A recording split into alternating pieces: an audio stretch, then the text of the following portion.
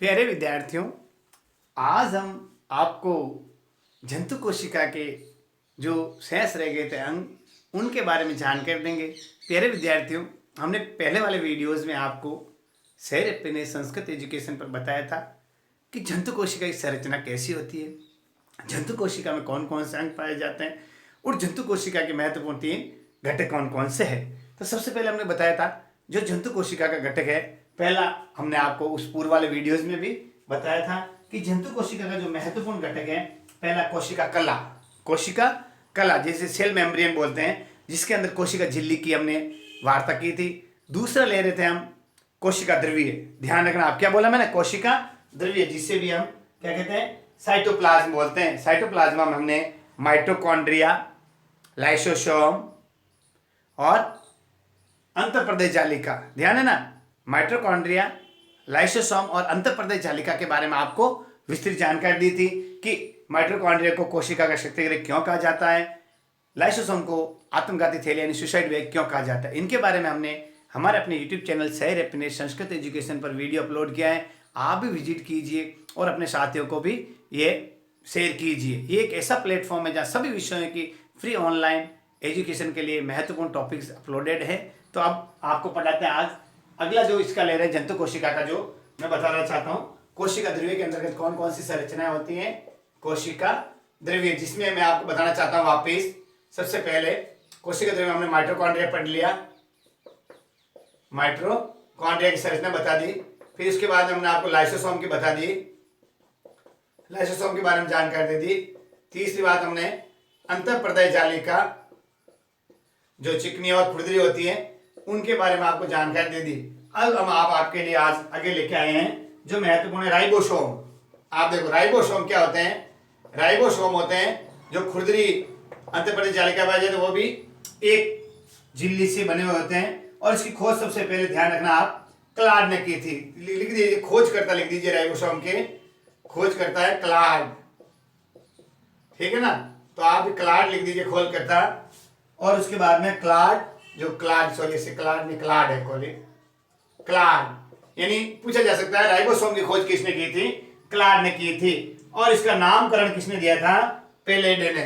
नामकरण करता है, यानी इस संरचना की खोज पहले की कोशिका अंदर की संरचना पाई जाती है, उसकी एक विशेष संरचना, उसको क्लाड कहा जाता है। लेकिन इस संरचना का नाम दिया था किसने, पेलेडे ने। क्या किसने दिया था, पेलेड ने इसका नाम दिया था कि यह राइबोसोम्स होते हैं। राइबोसोम का क्या कार्य मैं बताना चाहता हूं। एक कोशिका द्रव्य के अंदर ये स्वतंत्र घूमने वाली संरचना है जो सूक्ष्म बताई थी मैंने आपको, जो खुरदरी अंतःप्रदेश जालिका पे दीवार पे रहती है और इनका कार्य होता है प्रोटीन का संश्लेषण करता है। बताना चाहता हूं ये जो राइबोसोम चारों और झिल्ली में नहीं पाया जाता, केवल दाने के रूप में अंतःप्रदेश जालिका के रूप में पाया जाता। और ये जो होता है राइबोसोम आरएनए, ध्यान रखना किसका बना होता है, आरएनए का, और जो होता है प्रोटीन का बना होता है। राइबोसोम राइबोसोम संरचना किसकी बनी होती है, आरएनए और प्रोटीन की संरचना होती है। और इसका बताना चाहता हूं, ये यूकेरियोटिक कोशिकाओं में 80S तथा प्रोकैरियोटिक कोशिकाओं में 7S प्रकार के राइबोसोम होते हैं। राइबोसोम का कार्य होता है प्रोटीन का संश्लेषण। पूछा जा सकता है 1 नंबर में, राइबोसोम का क्या कार्य है, प्रोटीन का संश्लेषण करना, ठीक है। ये राइबोसोम के बारे में हमने आपको बता दिया। अब आगे बताना चाहता हूं गोल्जी काय। गोल्जी काय की जो बताना चाहता हूं महत्वपूर्ण बात, इनका निर्माण भी अंतःप्रदेश जालिका के द्वारा किया जाता है। इसकी खोज सबसे पहले कैमिलो गोल्जी ने की थी। क्या आप भी लिख लीजिए, गोल्जी काय की खोज करता कैमिलो गोल्जी, इसी के नाम पे ये इस संरचना का नाम गोल्जी काय पड़ा है, ठीक है ना। अब बताना चाहते हैं जो नलिकाओं के रूप में होता है गोल्जी काय का से रिक्तिका और 3 प्रकार की जो मैंने बताई संरचना, उसके हिसाब से ये और संरचना होती है। और इसका कार्य होता है प्रोटीन, शर्करा और पैक्टिन का संश्लेषण करना। मैंने आपको बताई थी ऐसी संरचना, गोल्जी काय की संरचना ऐसी संरचना होती है। 3 इनका कार्य भी प्रोटीन, वसा और शर्करा का संश्लेषण करना, शर्करा का संश्लेषण करना। ध्यान रखना आप, 1 नंबर का पूछा जा सकता है कि गोल्जी काय खोज किसने की, कैमिलो गोल्जी ने। गोल्जी काय त्रिस्तरीय संरचना होती है, कौन किसका संश्लेषण करती है, प्रोटीन, वसा और शर्करा का गोल्जी काय संश्लेषण करता है, ऐसा समझे। और इसके श्रवण का कार्य भी है, पैक्टिन के प्रोटीन व पेक्टिन के संश्लेषण और श्रवण, पेक्टिन भी लिख सकते हैं, पेक्टिन का संश्लेषण भी करती है और श्रवण भी करती है, यानी इनका श्रवण भी गोल्जिकाय से ही होता है। आगे चलता है तारकाय, जो केंद्र के पास में एक तारे के समान ऐसी संरचना होती है, ऐसे इस तारे के समान जो केंद्र के समान होती है उसको हम क्या कहते हैं, तारकाय कहते हैं। ध्यान रखना, तारकाय, और अंग्रेजी में इसको बोलते हैं सेंट्रोसोम। ठीक है, सेंट्रोसोम जो तारकाय की एक संरचना होती है, इसके बारे में बताना चाहता हूं, जो एक केंद्र के पास में होती है और तारे के समान होती है। इसकी खोज वॉन वेंडेन ने की थी। खोज करता है वॉन वेंडेन। आज पूछा जा सकता है कि तारकाय की खोज किसने की थी, वॉन वेंडेन ने की थी। ठीक है, ये भी आप ही लिख दीजिए, वॉन वेंडेन ने इसकी खोज की थी। अब मैं बताना चाहता हूं ये क्या करता है, कोशिका विभाजन के समय जब कोशिका विभाजन होता है, अगली वीडियो में आपको बताया जाएगा अर्ध विभाजन और समसूत्री विभाजन क्या होता है, कोशिका विभाजन, इनसे संबंधित वीडियोज आपको हमारे अपने यूट्यूब चैनल सही हैप्पीनेस संस्कृत एजुकेशन पे बताया जाएगा। आप लगातार बने रहिए। और ये महत्वपूर्ण प्रश्न है, क्या है अर्धसूत्री और समसूत्री विभाजन और इनमें क्या अंतर होता है, इनसे रिलेटेड वीडियोस भी हमारे यूट्यूब चैनल सही हैप्पीनेस संस्कृत एजुकेशन पर अपलोडेड है। आप विजिट कीजिए और देखिए, इन वीडियोस को ज़्यादा से ज़्यादा बच्चों तक पहुँचाइए। तो इसका जो ये तारकाय का काम करता है किसमें, कोशिका विभाजन के समय। ध्यान रखना, कोशिका विभाजन के समय, जब कोशिका का विभाजन होता है उस समय तारकाय अपनी महत्वपूर्ण भूमिका अदा करता हुआ है, समझे, और तंतुओं का निर्माण करता है। क्या करता है, और ये ध्यान रखना, तारकाय होता है जो शुक्राणु होते हैं। शुक्राणु क्या होते हैं, इनके बारे में भी हम आपको विस्तृत जानकारी हमारे यूट्यूब चैनल पर आपको मिलेगी। अंडाणु शुक्राणु मिलकर के अंडाणु शुक्राणु में निषेचन की क्रिया के बाद जीव की उत्पत्ति होती है। आए समझे। तो इस शुक्राणु की संरचना होती है, ऐसे टॉप के ऐसे जो इसकी पूंछ होती है, इस पूंछ का निर्माण भी तारकाय से होता है। ध्यान रखना चाहिए बाजार। और जो जैसे कशेरुकिकाएं, पक्षवाहक, इनके भी जो कार्य होते हैं वो तारकाय गतिशील कार्य करता है। अब रिक्तिका, रिक्तिका की अगला लिखिए आप, कोशिका ध्रुव के अंतर्गत हमने आज राइबोसोम, तारकाय बताया, गोल्जिकाय बताया, अगला लिखिए रिक्तिका। रिक्तिका मतलब खाली स्थान की तरह, ऐसे बुलबुले की तरह छोटी छोटी संरचनाएं होती हैं जो कोशिका ध्रुव में पाई जाती है। ऐसा समझे, ये एक झिल्ली के द्वारा आते हैं जिसे टोनोप्लास्ट भी कहा जाता है, और कोशिका रस कहते हैं। इसमें जो रस होता है, ध्यान रखना, इसमें जो कोशिका रस पाया जाता है, ये क्या करता है, जल, उत्सर्जित पदार्थ और अन्य अनुपयोगी उत्पाद पाए जाते हैं इसके अंदर, और स्फीतता बनाए रखता था जल और अनुपयोगी। देखो रिक्तिका का क्या कार्य है, जो एक्स्ट्रा जल और जो अनुपयोगी उत्पाद है, अनुपयोगी उत्पादों का संग्रह करती है। क्या करती है ये, कोशिका के अंदर जल और अनुपयोगी उत्पादों का, जो एक्स्ट्रा जल होता है और अनुपयोगी उत्पादों का संग्रह कौन करती है, रिक्तिका करती है। आया समझे, ये आपको महत्वपूर्ण ध्यान रखना है। और इसके बाद में ये आपको बताना चाहता हूं कि ये जो मैंने बताया था कोशिका ध्रुव के अंतर्गत जो चीजें पाई जाती है। अब आगे बताना चाहता हूं जो कोशिका का तीसरा घटक है। पहला हमने बता दिया था आपको घटक पूर्व वाली वीडियो में, कोशिका कला। कौन सा बताया था, कोशिका कला, जिसे सेल मेम्ब्रेन बोलते हैं, ये पहला भाग था। दूसरा जो कोशिका ध्रुव है साइटोप्लाज्म है, आया समझे, जिसे साइटोप्लाज्म बोलते हैं। और तीसरा होता है न्यूक्लियस, केंद्रक। ये लिख मिटा दो। अब तीसरा और महत्वपूर्ण कोशिका का पार्ट है केंद्रक। प्यारे विद्यार्थियों, हमने आपको बताया कि कोशिका, जंतु कोशिका के अंतर्गत 3 उसके घटक हैं। कोशिका कला, जिसमें कोशिका झिल्ली से संबंधित हमने जानकारी दी। दूसरा कोशिका ध्रुवीय, जिसमें हमने आपको माइटोकॉन्ड्रिया, लाइसोसोम, अंतःप्रदेश जालिका, और इसके बाद में रिक्तिका, लाइसोसोम, तारकाय, ऐसा भी गोल्जिकाय, इन भी जानकारी। तीसरा इसका महत्वपूर्ण है केंद्रक। बहुत महत्वपूर्ण संरचना है कोशिका की। ध्यान रखना, आप केंद्र के बारे में बात बताना चाहता हूं। न्यूक्लियस बोलते हैं, न्यूक्लियस। ठीक, अब केंद्र की संरचना कैसी होती है, देखो केंद्र में बनाना पूछा जा सकता है, केंद्र की संरचना कैसी होती है। केंद्र की एक बताना चाहता हूं, दोहरी झिल्ली से, ध्यान रखना, केंद्र के भी दोहरी झिल्ली से अवतरित होता है केंद्रक। और इसकी खोज सबसे पहले रॉबर्ट ब्राउन ने की थी। ध्यान रखना, आप ध्यान रखना कि पूछा जा सकता है केंद्र की खोज किसने की। केंद्र की खोज की थी रॉबर्ट ब्राउन ने। किसने की थी, ब्राउन। अब बताना चाहता हूं, ये केंद्र की गोल संरचना होती है जो दोहरी झिल्ली से आवृत होता है, इसको कहते हैं केंद्रक झिल्ली।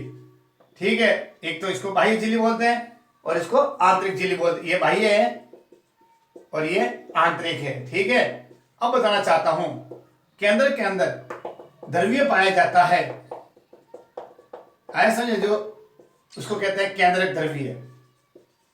केंद्रक द्रव्य, केंद्रक के अंदर एक संरचना पाई जाती है गोल, जिसे हम केंद्रिका कहते हैं। क्या कहते हैं? केंद्रिका।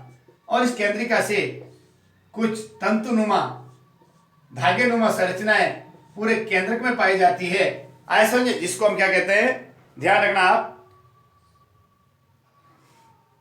कहते हैं, क्या कहते हैं, क्रोमेटिन। क्या है समझे, जिसे हम क्रोमेटिन कहते हैं, आया समझे। क्रोमेटिन होते हैं जो छोटे छोटे होते हैं, जिसे क्रोमेटिन धागे कुंडलित होकर के गुणसूत्र कहलाते हैं। क्या कहते हैं, ये सब देखो, ये इनके अंदर जो छोटी छोटी संरचना होती है, इस धागों पे इसको कहते हैं गुणसूत्र, आया समझो। जो पूरी संरचना है, इस पूरी संरचना को हम क्या कहेंगे, क्रोमेटिन जालिका। क्या कहेंगे? क्रोमेटिन जालिका, क्रोमेटिन जालिका। अच्छे से समझ आ गया होगा। अब आपको और बताना चाहता हूं, जो केंद्र के पास में इसकी संरचना ऐसी होती है, ध्यान रखना आप, जगह जगह से ये क्या होता है, कट्टा बड़ा होता है, ऐसे ऐसे है। ये संरचना आप ऐसे ऐसे बना लीजिए।